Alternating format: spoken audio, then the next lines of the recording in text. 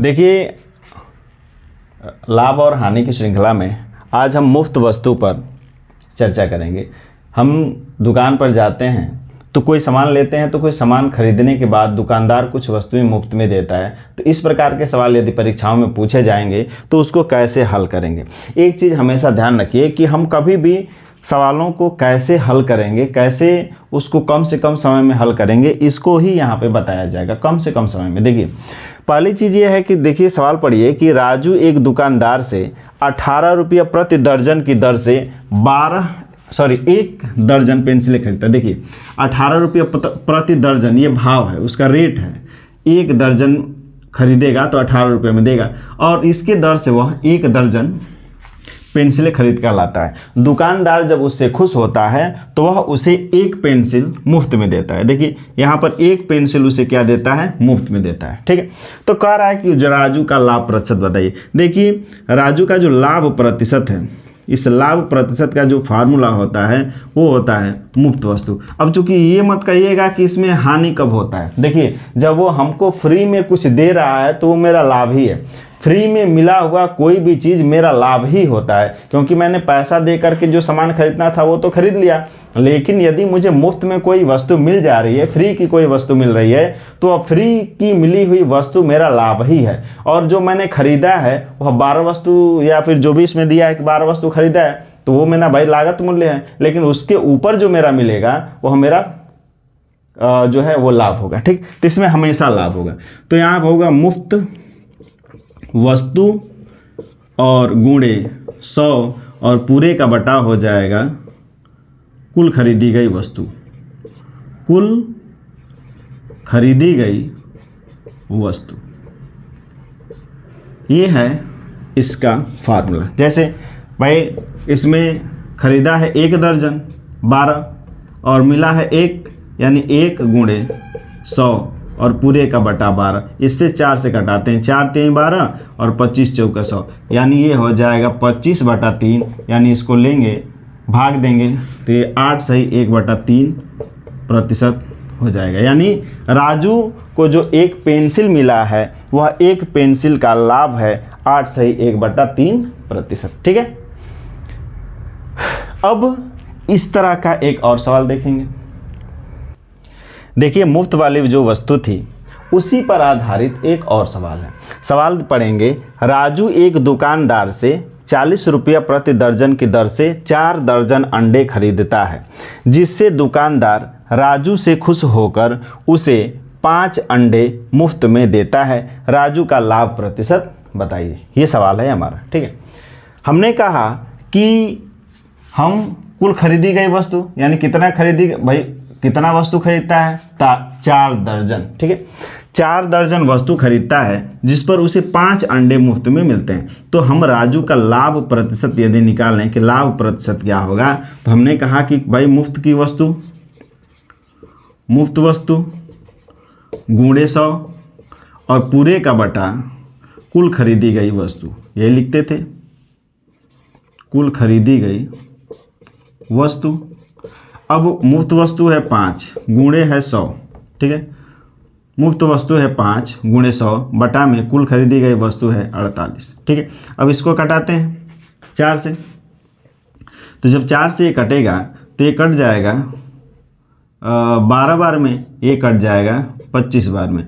ये 25 हो जाएगा 125 और बटा में 12, यानी इसको हम लेंगे तो ये हो जाएगा 10 सही 5/12%। ठीक है, ये हो जाएगा 10 सही 5/12% इसका हो जाएगा लाभ। ठीक है, यानी चूंकि ये हो जाएगा 12 दहा में 120 और 5 25 हो जाएगा। ठीक है, चलिए अब अगले सवाल पे आते हैं। अब मुफ्त वाली वस्तु में 2 सवाल बताया गया है। ठीक है, और 2 सवाल में कोई ना कोई आ ही जाएगा। इसी टाइप का प्रश्न ही पूछता है, तो इससे ज़्यादा बताना अच्छा नहीं है। ठीक है ना, यदि हम 10 सवाल भी बताएंगे तो भी कॉन्सेप्ट यही रहेगा। ठीक है, अब आते हैं अनुपात पर आधारित प्रश्न। कभी कभी क्रय और विक्रय मूल्यों में अनुपात दे देता है। ठीक है, तो उस अनुपात पर आधारित सवालों को कैसे हल करेंगे उसको हम देखते हैं। ठीक है, चलिए देखते हैं सवाल। एक वस्तु के, ठीक है, एक वस्तु के क्रय मूल्य व विक्रय मूल्य में, ठीक है, एक वस्तु के क्रय मूल्य और विक्रय मूल्य में 3 संबंधे 5 का अनुपात है तो लाभ या हानि प्रतिशत की गणना कीजिए। सवाल ये, ठीक है, सवाल है, ध्यान दीजिए। एक वस्तु के क्रय मूल्य व विक्रय मूल्य में 3 संबंधे 5 का अनुपात है तो लाभ या हानि प्रतिशत की गणना कीजिए। वो कह रहा है कि बताइए कि लाभ होगा कि हानि होगा, ठीक है। तो चलिए देख लेते हैं सवाल कैसे हल करेंगे। आसान से आसान तरीका बताऊंगा, देखिए, ठीक है। पहली चीज़ जानिए कि क्या दिया है। दिया है क्रय मूल्य और विक्रय मूल्य में अनुपात, यानी 3 संबंधे 5 का। हम कह सकते हैं कि जो क्रय मूल्य है वो है 3 और विक्रय मूल्य है वो है 5। अब सोचिए, खरीदा गया है 3 में, बेचा गया है 5 में, ठीक है। 3 में खरीदा है, 5 में बेचा है, तो जाहिर सी बात है कि 2 रुपया का उसको क्या होगा, लाभ। 2 रुपया का लाभ होगा। तो जब लाभ प्रतिशत निकालेंगे तो लाभ प्रतिशत का फार्मूला होता है लाभ बटा में क्रय मूल्य और गुणे 100, यही होता है। 100 का 2 में गुणा हो जाएगा, ये हो जाएगा 200 बटा में 3, यानी 66 सही 2/3%। इसका जो लाभ होगा वह हो जाएगा 66 सही 2/3%, ठीक। कुछ नहीं करना है, अनुपात दिया है, अनुपात वाले को ही मूल्य मान लेते हैं। 3 संबंधे देखिए यहाँ पर दिया है ना, ये अनुपात, ये अनुपात दिया है कि क्रय मूल्य और विक्रय मूल्य में 3 संबंधे 5 का अनुपात है। क्रय मूल्य 3 रुपया, विक्रय मूल्य 5 रुपया। वही हमने लिखा है कि क्रय मूल्य को 3 रुपया मान लेते हैं, विक्रय मूल्य का 5 रुपया। 3 रुपया में खरीद करके वो 5 रुपया में बेच दिया है। तो जब वो 3 रुपया में खरीद करके 5 रुपया में बेच दिया है तो 2 रुपया का लाभ ना हुआ। तो जब 2 रुपया का लाभ हुआ तो यह 2 रुपया जो है 3 रुपया क्रय मूल्य पर खरीद करके 2 रुपया पे बेचा है, तो यही जो 2 रुपया है वह 3 रुपया क्रय मूल्य हो जाएगा। भाई लाभ बटा क्रय मूल्य, यानी लाभ 2 रुपया बटा में 3 रुपया हो जाएगा क्रय मूल्य गुणे 100, यानी हो जाएगा 200/3, अर्थात इसको भाग देंगे तो 66 सही 2/3% उत्तर आएगा, ठीक है। अब अगले सवाल पर आते हैं, ठीक है। इसी टाइप में अगला सवाल, ठीक। चलिए अगला सवाल है, ठीक है। एक वस्तु के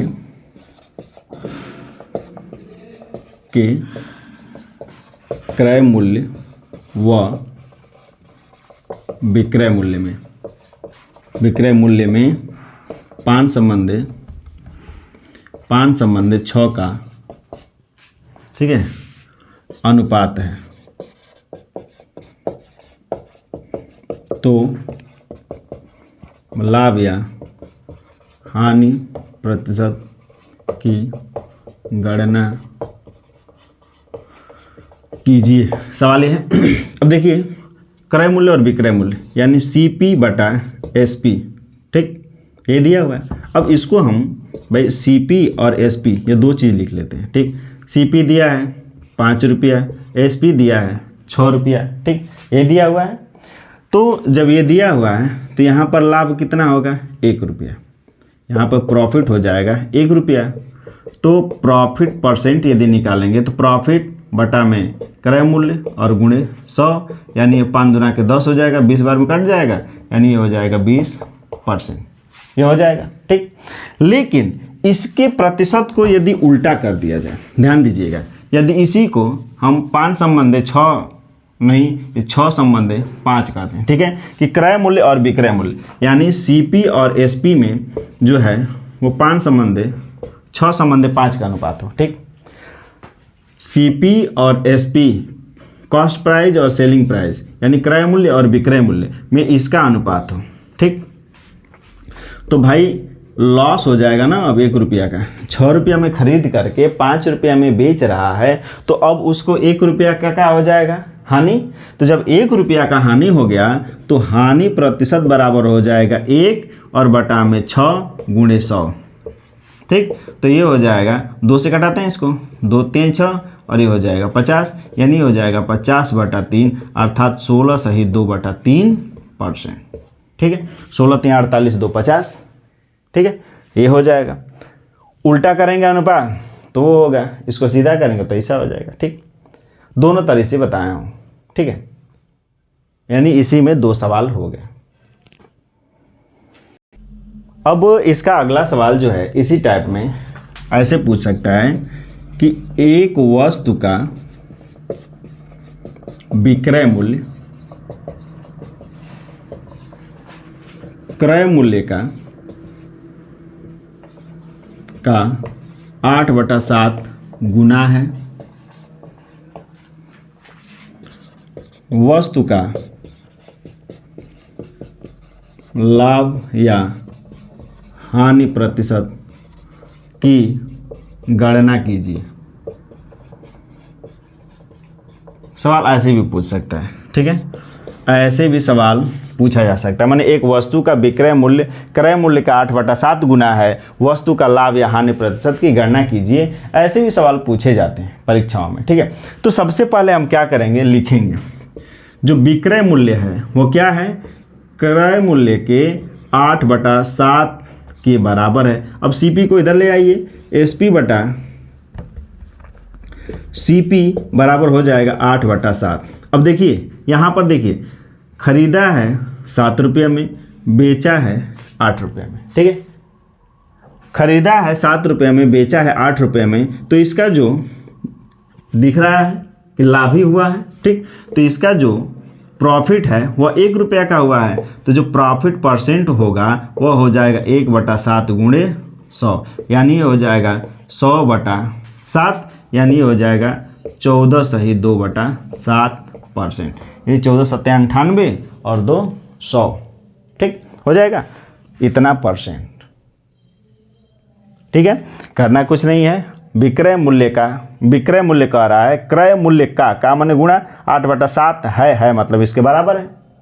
अब जो है विक्रय मूल्य बराबर क्रय मूल्य गुणे 8/7 है, क्रय मूल्य को इधर लाया तो SP/CP हो गया बराबर 8/7। अब यहाँ पर देखिए कि विक्रय मूल्य 8 रुपया है, क्रय मूल्य 7 रुपया, यानी 7 रुपया में खरीद के 8 रुपया में बेच दिया, तो 1 रुपया का लाभ हुआ है ना, प्रॉफिट है 1 रुपया का। तो जब प्रॉफिट परसेंट निकालते हैं तो प्रॉफिट बटा क्रय मूल्य यानी लाभ बटा क्रय मूल्य गुणे 100 होता है, तो लाभ बटा क्रय मूल्य गुणे 100 है, तो भाई 1 का 100 में गुणा होगा तो 100 हो जाएगा, बटा में 7। अब इसको भाग दिया तो 14 सही 2/7% का लाभ निकल करके आता है। ठीक है, तो इस प्रकार अनुपात से संबंधित जो सवाल हैं इसी प्रकार के सवाल पूछे जाते हैं अनुपात से संबंधित। ठीक है, अब आते हैं अगले टाइप पर। चलिए, अगला टाइप है लाभ और हानि में कि जब एक ही वस्तु को कई बार बेचा जाए, जब एक बार किसी वस्तु को खरीद करके उसे बार बार कई लोगों को बेची जाती है, तो ऐसे सवालों को हम कैसे हल करेंगे वो हम देखेंगे आज। ठीक है, इसमें लिखा हुआ है कि राम ने एक साइकिल 1000 में खरीदा और 20% के लाभ पर श्याम को बेच दिया। श्याम ने सोहन को 10% की हानि पर बेच दिया, तो बताइए सोहन ने साइकिल कितने में खरीदा। ठीक है, ये सवाल है। ठीक है, देखिए अंतिम मूल्य हमको निकालना है, तो अंतिम मूल्य का फार्मूला होता है अंतिम मूल्य। अंतिम मूल्य क्यों बोल रहे हैं, क्योंकि अंतिम वाला जो व्यक्ति है, जो लास्ट वाला व्यक्ति है सोहन, वही तो उसका खरीद रहा है, खरीदार तो वही है अंतिम, तो अंतिम मूल्य ही हमसे पूछ रहा है। तो भाई अंतिम मूल्य बराबर प्रथम मूल्य कोष्ठक में 100 प्लस माइनस A बटा में 100, A का मतलब पहला लाभ या हानि। ठीक है, 100 प्लस माइनस दूसरा लाभ या हानि यानी B, और उसके बाद 100 प्लस माइनस C बटा में, भाई 100 प्लस माइनस C बटा में 100 डैश डैश डैश, यानी यह क्रम आगे भी जारी है, कोई भी और आता है C आ जाए, D आ जाए, E आ जाए, और भी प्रतिशत बढ़ता है, तो इसी क्रम में आगे हम बढ़ाते जाएंगे। ठीक है, अंतिम मूल्य बराबर अंतिम मूल्य यानी लास्ट वाले व्यक्ति का क्रय मूल्य। ठीक, इसको लास्ट वाले CP ऑफ लास्ट पर्सन, ये भी कह सकते हैं कि यह अंतिम व्यक्ति का क्रय मूल्य भी है। ठीक, इसको अंतिम जो मूल्य है इसको सीपी ऑफ लास्ट पर्सन भी बोल सकते हैं, यानी अंतिम व्यक्ति का क्रय मूल्य हम कह सकते हैं। ठीक है, अब ये बोल रहा है कि भाई अंतिम मूल्य ही हमें बताइए, ये अंतिम मूल्य ही बताना है। अंतिम मूल्य भाई कह रहा है कि 1000 में खरीदा है, ठीक, गुणे पहला बार 20% का लाभ पर बेचता है तो 120/100 गुणे दूसरी बार 10% की हानि पर बेचता है तो दूसरी बार 10% की हानि हो जाएगी, यानी ये हो जाएगा 100। यदि तीसरा दिया होता तो हम तीसरा भी लिखते, ठीक, लेकिन 10% हानि पर सोहन खरीद लेता है तो कह रहा है कि अंतिम मूल्य क्या होगा। तो चलिए जितने शून्य हैं कटा लेते हैं पहले, 1 2 3 4, 1 2 3 4, 4 शून्य कटा लिया।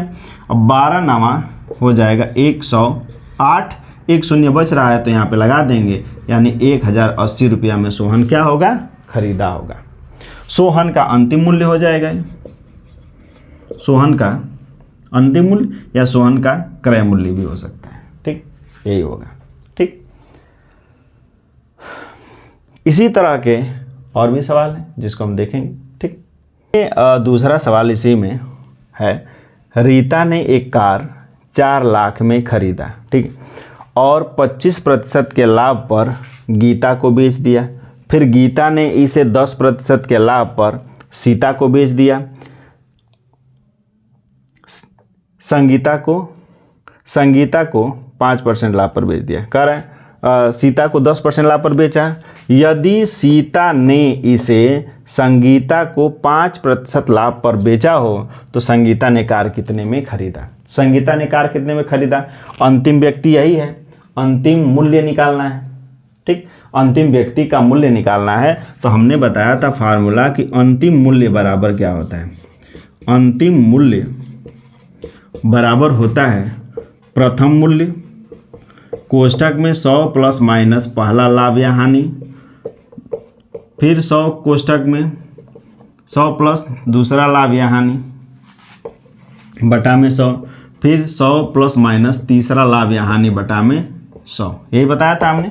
ठीक, अब ये जो पहला जो मूल्य है, ठीक है, जो पहला मूल्य है, पहला मूल्य क्या है 4 लाख, तो ये हो जाएगा 4 लाख। 4 लाख गुणे ये है 25%, यानी ये हो जाएगा 125 बटा में 100। अब देखिए कह रहा है कि दूसरा उसने 10% लाभ पर बेचा, यानी 110 बटा 100, और तीसरा ने 5% लाभ पर बेचा तो ये हो जाएगा 105 बटा 100। अब देखिए जितने शून्य है उसको कटा लेते हैं, 5 शून्य यहाँ है और एक 6 शून्य नीचे से कट जाएगा, 2 3 4 5 6 कट गया, यहाँ से गिनते 1 2 3 4 5 6 शून्य कट गया, बचा 4 गुणे 125 गुणे 11 गुणे 105। अब देखिए इसका गुणा करेंगे तो 125 चौका हो जाएगा 500, और गुणे 11 और 105 का गुणा करेंगे तो 11 55 हो जाएगा, 11 5 55, और ये हो जाएगा 11 एकम 11। ठीक है, अब इसका जो गुणा करेंगे, ठीक है, तो ये हो जाएगा 57 75, 57 75, 2 शून्य है, 2 शून्य को लगा देंगे, यानी इतना रुपया हो जाएगा इसका अंतिम मूल्य, यानी संगीता ने कार जो है इतना में खरीदा। ठीक है, यानी 5,77,500 रुपया में खरीदा होगा। ठीक है, ये है संगीता का अंतिम मूल्य कह लीजिए या संगीता का क्रय मूल्य कह लीजिए। ठीक है, अब ऐसे ही सवाल इसमें पूछेगा। देखिए अब तक के सवालों में पहला मूल्य दे रहा था, प्रथम मूल्य दे रहा था। अब इस सवाल में प्रथम मूल्य नहीं दिया है, अंतिम मूल्य दिया है। ठीक है, सवाल को पढ़ते हैं। ए ने 1 रुपये में एक घड़ी को खरीदा। ए ने इसे बी को 10% लाभ पर बेच दिया। बी ने इसे सी को 10% हानि पर बेच दिया। यदि सी ने डी को 20% के लाभ पर बेचा हो, सी ने डी को 20% के लाभ पर बेचा हो, और क्या बोल रहा है, और डी ने इस घड़ी को कुल 9,504 रुपया में खरीदा हो, तो बताइए ए ने घड़ी कितने में खरीदा। ए का मूल्य पूछ रहा है, ए ने घड़ी कितने में खरीदा, यानी ए ने 100 रुपया में ही तो खरीदा है, यानी एक्स का वैल्यू निकालना है, यानी एक्स ये क्या है, प्रथम मूल्य है। ठीक, हमने बताया था आपको कि अंतिम मूल्य का फार्मूला होता है अंतिम मूल्य बराबर प्रथम मूल्य गुणे 100 प्लस माइनस ए बटा 100 100 प्लस माइनस बी बटा में 100, ठीक है, और डैश डैश डैश इसके आगे हमने बताया था। अब देखिए अंतिम मूल्य क्या है, 9,504 रुपया। पहला नहीं पता है, एक्स दिया है सवाल में तो एक्स मान लेंगे। कह रहा है कि ए ने बी को कितने में बेचा, तो देखिए 10% लाभ पर, तो 10% लाभ माने 110 बटा में 100। फिर बी ने सी को 10% हानि पर बेचा यानी 90 बटा में 100, और गुणे सी ने डी को 20% के लाभ पर बेचा यानी 120 बटा में 100।